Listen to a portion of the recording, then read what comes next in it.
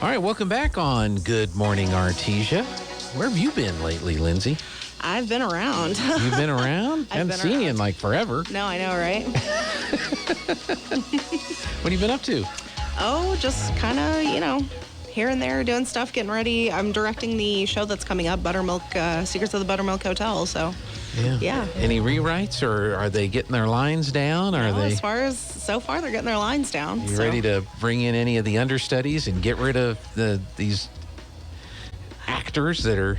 Well, the thing is, it's community theater in a small town, so we don't really have understudies. But, That's great. Yeah. Well, we have a special guest joining us all the way from, as Rose said, the middle of nowhere, which I thought we were in the middle of nowhere. I know, I thought so too. But apparently there is a part just outside of where we think is the middle of nowhere that truly is the middle of nowhere. There you go. So introduce our guest. We have our featured artist for the months of March and April, Rose Moore. She's an artisan out of Santa Fe, and she does these absolutely beautiful mandala paintings and just like lots of texture. They're great, beautiful abstract paintings. She also hand paints and sells jewelry. Well, Rose, good morning. Good morning. Thank you for having me. Oh, we are so happy to have you on the air with us. And how long have you been doing the?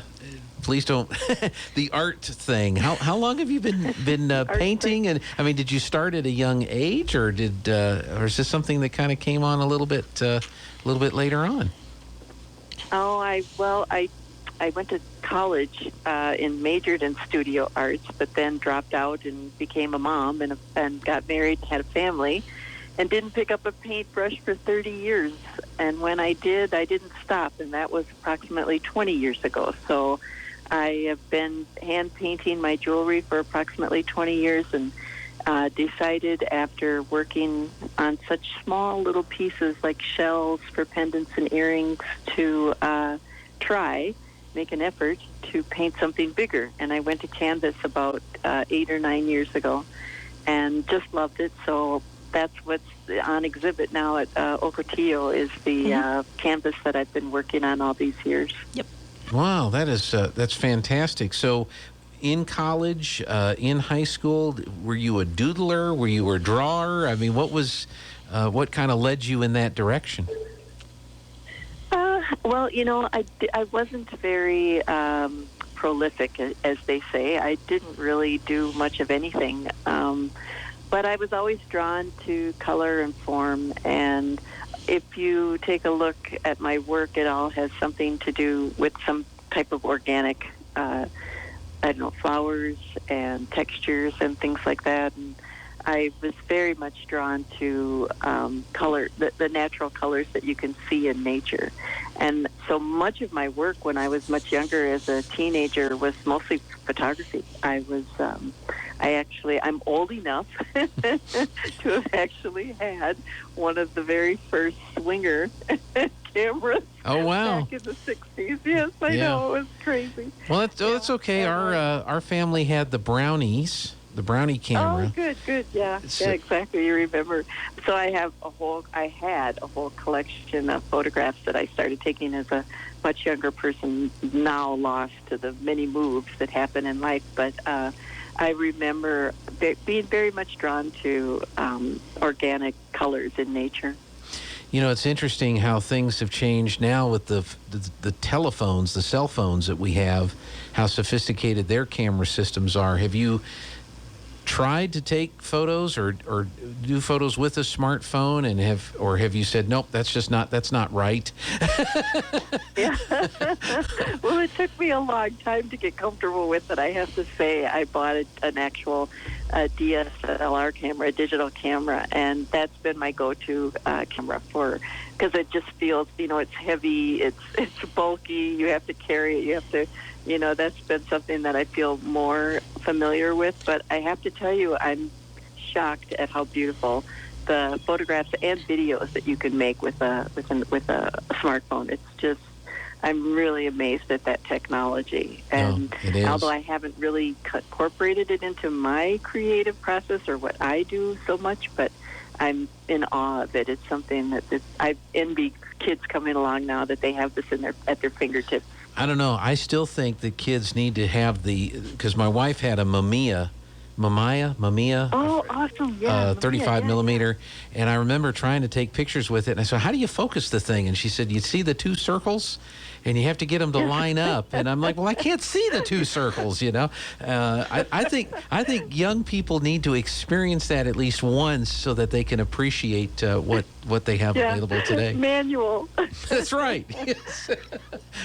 What does that M mean on there? That's manual mode. You have to adjust all of that. It's a mystery. It is a mystery. So, well, was there someone that inspired you or kind of pointed you in that direction, or at least looked at some of your photographs and said, that's pretty good. You ought to do this, or were you kind of self inspiration? I was completely self-taught. I really didn't. I was too introverted to really show anybody my work, or I wish that I had. Now that I've achieved some level of success, I wish that I had really had more of a push to make myself get out there when I was much younger, because I think it would have been exciting to have had an opportunity to have a career like this when you were younger. However, I think now that I'm older, I feel like it took that long for all of my ideas to kind of mellow. So it's, 1 6 and a half, 1 dozen of another. It's just, I think that as an artist, you come to it when you come to it. And that's one thing I used to teach an oil painting class for kids. And I always was amazed at how skilled they were, even though they thought that they were just like dabbling or playing.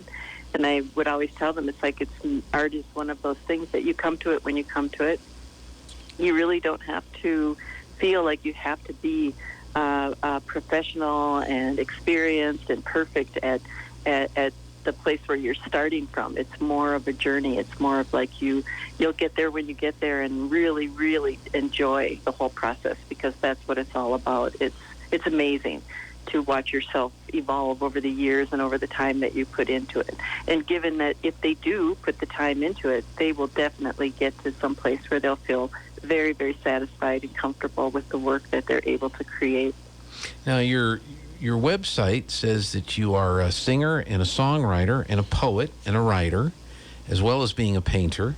Yes. I know this is like a chicken and the egg question, but what comes first? Do you paint something and then that inspires a poem that turns into a song, or do you think of a song and say, well, I wonder what visually that would look like, and then you sit down and paint it? No, they're totally separate. I'm in totally different headspaces for all of those things. Writing, the only thing that writing and painting have in common is that they're both very solo. And you spend a lot of time, twiddling your thumbs and staring at the wall. That's kind of that's the same thing with painting. I need that line. I need that next phrase. I need a word that rhymes with something. Yeah. Exactly. Yeah. And you spend a lot of time doing that. But songwriting is exactly the same. They're both, it's very much, staring up at the ceiling and kind of trying to imagine something. But painting for me is more of it's very, what do you call that? It's very manual. It's very physical, because for me, I don't do any pre-design work. None of my paintings have ever been drawn out before. I've never had any sketch. I've never worked from that. I just start with a blank canvas and then take a brush and add color to the brush and just start painting.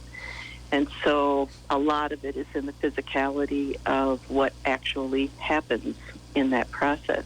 And it's I guess it would be more physical than anything else, because it's actually a lot of work painting on canvas. It's not as easy as sitting with a really tiny 1-inch round piece of shell and painting a nice little miniature design on it. That's very easy. But canvas requires some real, you have to really get into it. Have you ever started something or added something to a painting and go, and there's a happy tree? Yeah. Bob, oh my God. I so miss him. Oh my goodness, he was amazing. Yeah. He just was really amazing.